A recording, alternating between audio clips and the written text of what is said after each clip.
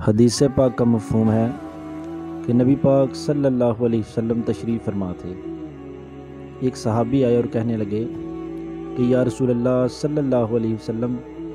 فلاں شخص کا اونٹ ہے، اللہ کے نبی وہ پگلا گیا ہے اور کسی کو بھی گھر میں داخل نہیں ہونے دے رہا۔ جب اللہ کے نبی صلی اللہ علیہ وسلم نے یہ سنا تو آپ صلی اللہ علیہ وسلم تشریف لے گئے اور جا کر اونٹ سے اپنی زبان نبوت سے پوچھا تو اونٹ نے اپنے مالک کی شکایت کرتے ہوئے کہنے لگا، اے اللہ کے نبی صلی اللہ علیہ وسلم، جب میں جوان تھا تو میں اپنے مالک کی سواری کے کام آیا، میں نے اپنے مالک کے لیے بوجھ اٹھایا۔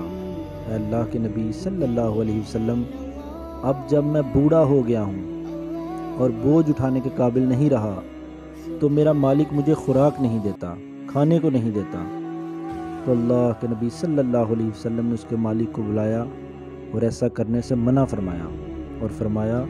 کہ جانوروں پر ان کی طاقت سے زیادہ بوجھ نہ ڈالو، کیونکہ اللہ پاک بھی انسان پر اس کی طاقت سے زیادہ بوجھ نہیں ڈالتا۔ سبحان اللہ۔